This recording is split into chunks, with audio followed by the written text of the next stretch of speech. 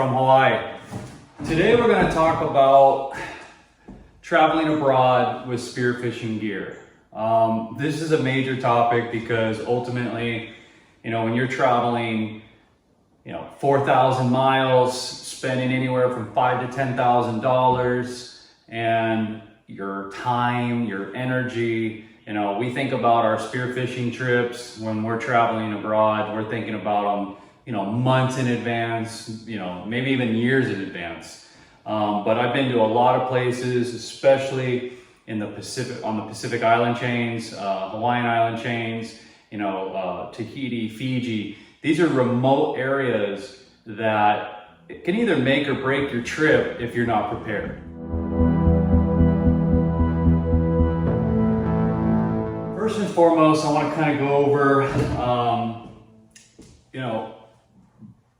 getting started. Before you ever even start packing your luggage and getting prepared to take your journey, I would do, and I highly recommend doing these few things. Number one, check in with the airline, call them, talk to people, go on Instagram, talk to other team members. I'm sure there's a lot of folks that would be willing to talk to you in regards to what they do, the essentials that they need, where they've been, what issues they had with different airlines, stuff like that. Do your research. When I first got started in this process, I spent countless hours talking to airlines, talking to people, trying to find out, what it was that I could come across that would jeopardize my trip, stress me out, cost me more money. And these are some of the key components that I came up with through my experiences.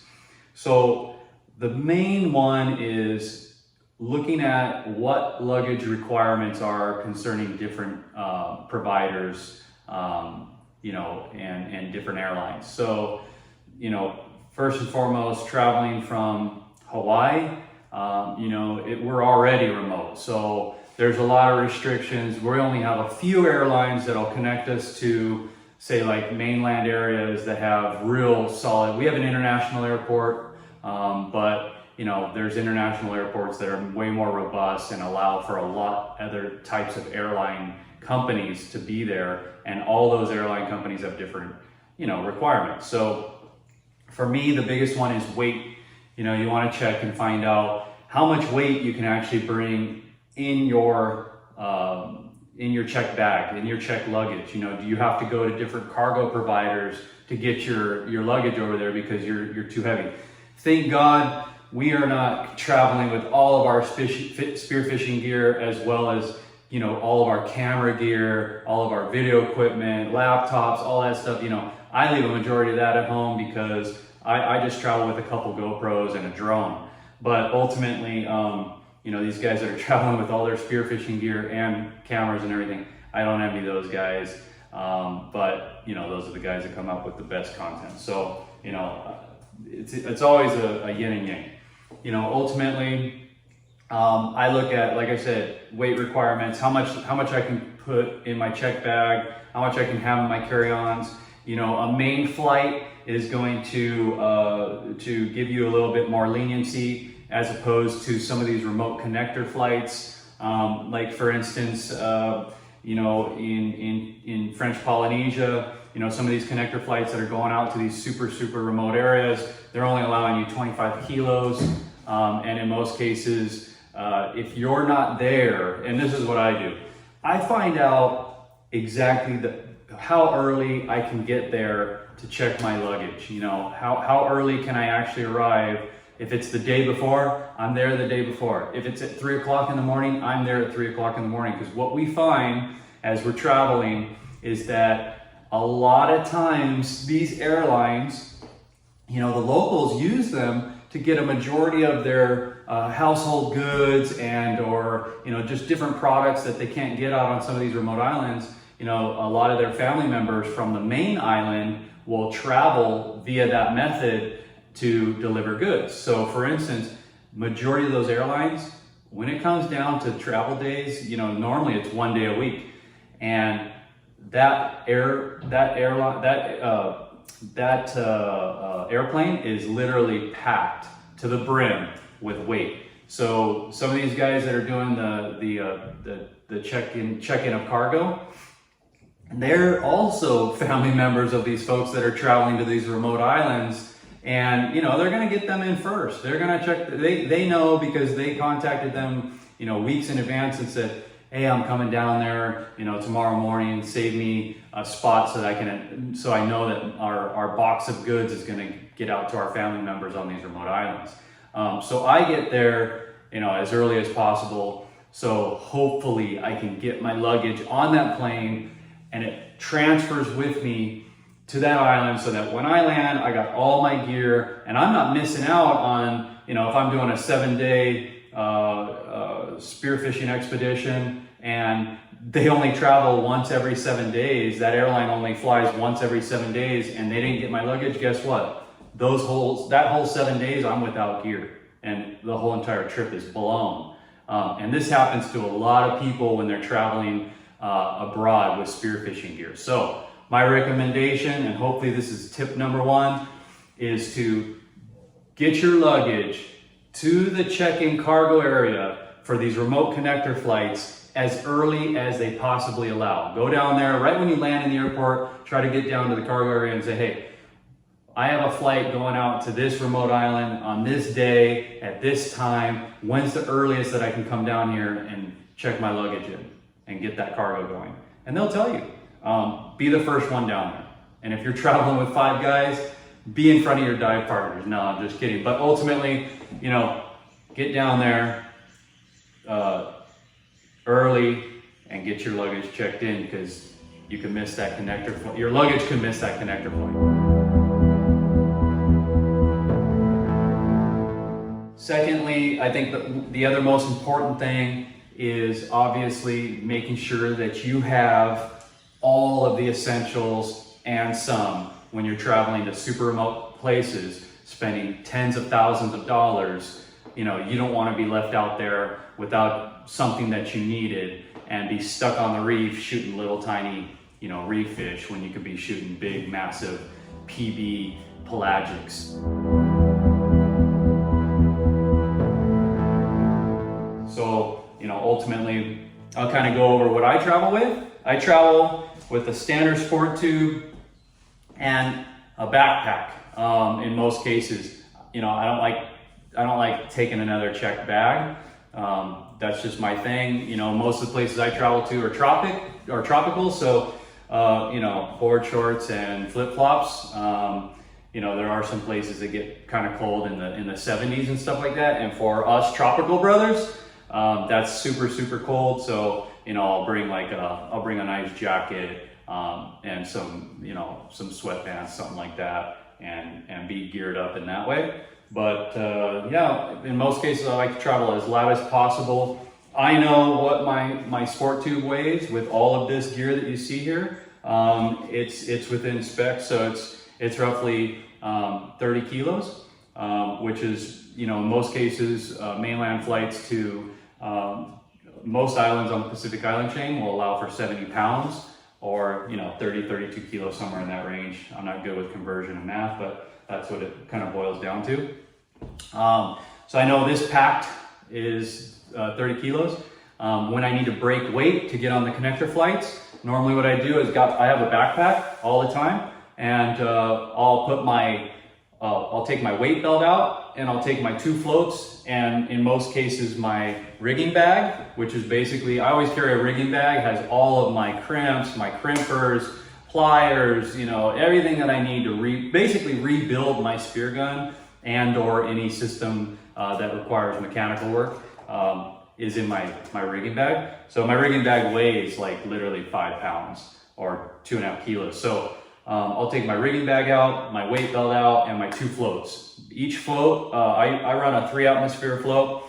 I run 2 of those by Rife, and they weigh almost 10 pounds each. So they're like 7 pounds each or something like that. So I take those out, throw those in my backpack. Now I'm broken down to exactly, roughly almost 22 kilos, somewhere in that range.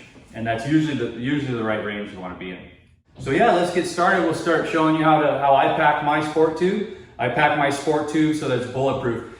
You know, these things are heavy, and as mad as we get to when we watch our luggage just being freaking thrown out the window in most cases, dropped off of carrier carts in most cases, you know, stepped on, jumped on to make room, you know, as much as we get upset at those things, you know, these guys, they do this all day, every day. They're tired, man. They're lifting 70-pound sport tubes, 50-pound luggages all day, every day. So don't hate on them. You know, it is what it is. They're just getting through their days. But nonetheless, it's our job to make sure that our gear is secure. And ultimately, the only way we're going to do that is to pack it like you would if you were basically building a Fabergé egg and you wanted to stay safe. And that's kind of what we're going to show you how to do. So yeah, let's get started. I always carry, just to kind of give you an example, I always carry 2 sets of fins. I've been on too many trips where one of my fins flew out the boat, or you know, something happened to my fin before I started diving for Alchemy. You know, I used other fin manufacturers. I've had so many fins break, and honestly, I just don't want to deal with all that drama. So I always carry 2 sets of fins. Most guys don't. I do. I always carry 2 guns. I always carry a 165 and a 135. That's like my go-to. They're both double rollers, so I can pretty much shoot anything with those guns. And if I have those 2 guns, I know for a fact that I can hunt anything pretty much on the planet. I always carry 4 shafts. I carry 2 shafts per gun. They come fully rigged with cable and with Spectra, because ultimately I know that, you know, where places I dive, it's gonna be a lot of sharks, it's gonna be a lot of sharp reef, and I wanna make sure that I don't lose my slip tips. So as you can see, this is just a standard PVC pipe. I cap, glue, and screw the bottom. I leave the top open, and that's my go-to travel, just like that, and that goes inside my sport tube. I always travel with 2 masks. As you can see, I leave my masks in their original housing. Why this is important? Because I've gotten to places, and as tight and as concise as I pack my sport tube, I've had these actually break in transit. So now I leave them in the housing. I've never had one break since I've done that. I always travel with a 100-foot float line and a 50-foot bungee. I always travel with my flasher rig. These are the best. I just take 1 weight belt because I don't want to be, you know, too weighted. And I always travel with 2 suits. I travel with you know, I travel with a 3 and a 5. Ultimately, because like I said, I get cold super easily. But I want to be able to like get the perfect temperature for myself. And so I'll mix and match. I'll put a 3 mil pant with a 5 mil top, or I'll put a 3 mil top with a 5 mil pant. You know, we've dove in 70-degree water, and we've dove in, you know, 82-degree water in the same zones. It's really strange. You know, these currents, they get coming through, and it'll change water temperature drastically. So I just want to be geared up. I want to be prepared. I don't want to be cold, and I don't want to be too hot either. So yeah, I carry a lot of, like I said, extra parts. These are extra rollers. I've got 4 sets of bands that I actually keep inside of a vacuum sealed bag. So it's 2 sets of bands per gun. I vacuum seal them. In most cases, I've never used them. You know, so I just keep them in the vacuum seal, throw them back in the freezer when I get back, but at least I got those bands.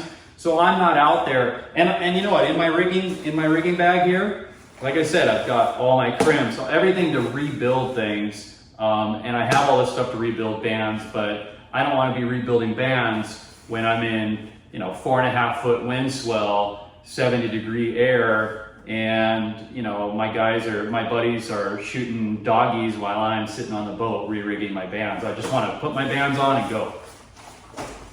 I always bring 2 sets of booties or dive socks. I always bring 2 sets of gloves. you know, 2 snorkels. I've lost a snorkel one time, so I always bring 2 snorkels. And this is the key component here. This will save a lot of headache and a lot of drama. I always have a Sherlock, which is a lock for my sport tube, because these little pins, they actually break. This cable on this lock, it never breaks. I've never had an issue ever since. So yeah, let's get started. Let's start packing this thing up. Oh, one of the true essentials, obviously, of traveling abroad with spearfishing gear is having your go-to bag. You're not gonna take, you know, your giant sport tube onto the boat. You're not gonna just throw all your stuff into a backpack and throw it on the boat, because you're gonna start unloading that stuff. It's gonna be a yard sale out there. You're gonna be missing stuff. I always have a go-to bag, which will basically fit all of my gear for the day and some. And this goes out with me every single time on the boat. And I think it's essential. It's an essential piece.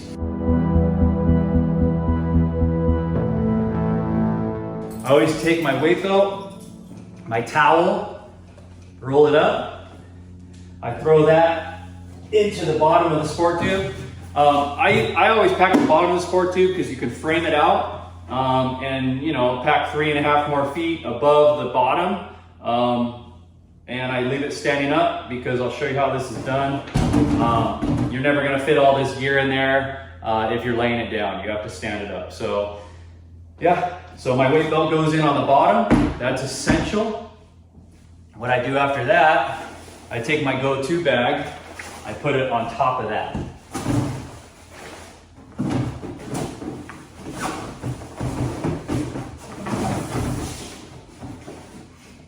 I'm then going to take my shafts. I'm going to throw those in on the far right side corner, and hopefully it's in the back right side corner. I'm going to take my larger gun, which is like the 165. I don't typically travel with shafts in my guns, but this one, for the sake of the video, I didn't want to take it out and deal with it, so the shaft's in this gun. I'm gonna take my other gun. By the way, that went in the left, on the left side of the sport tube. I'm gonna take my other gun. I'm gonna stick that in on the right side rear of the sport tube towards the back. And see, I built kind of this frame out, which is like a, you know, a wall. And that way I can start packing in the middle. I'm gonna take both sets of fins. I'm gonna stick them fin pocket down. Oh, one thing I want to share with you is that I buy these straps, which are basically just Velcro straps that have a little, like a little turnbuckle on the front. I strap the front of my fin together with the other fin. What this does, it adds rigidity. So you're just trying to keep things really, really rigid in here so that things don't flop around, get in between these fins and break things. So I strap my fins together. I throw those in the middle. So both sets of fins will go in there.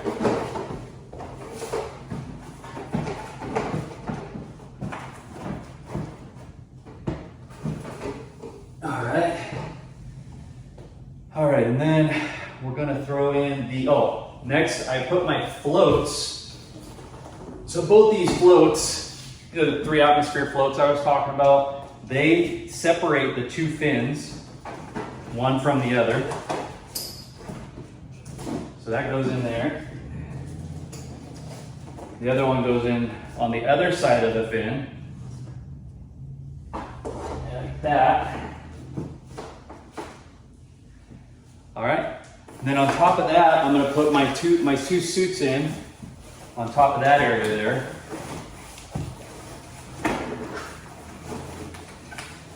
Now this thing's starting to get real solid, real rigid. Once I have that in, I'll put my float lines in on top of that.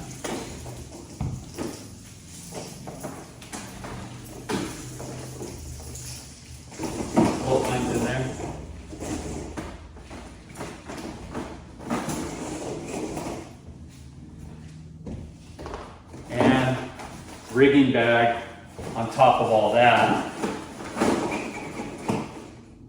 And I'll start putting in my little parts, my flashing rig, and all the other little miscellaneous stuff. And hopefully, at the end of the day, we have enough room where we can start putting in some of our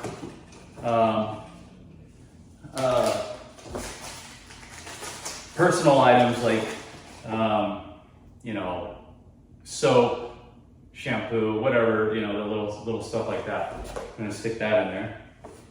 My other mask. And you'll notice what I do is I then take the top. This only goes on one way. I stick that all the way over the top of everything. Wedge all this stuff in between. Make sure your fins go in there. Don't get stuck on the outside. Obviously, this would be way more difficult if it was laying flat. Just like that. All right. And you know, throw your lock in on top. In this case, I'm just using the pin temporary because I think I packed my lock in here. And that's pretty much it. You got 30 kilos right there, a little bit more. Once I put the soap and, you know, just other miscellaneous items, my 2 GoPros, I usually take my GoPros in my backpack, just because I don't want them in here, but the housings and stuff like that, they're easy to crack, so I just keep those in my backpack. But once you have like a couple miscellaneous items in here, mine sits at like 32 to 34 kilos. Yeah, that's pretty much it.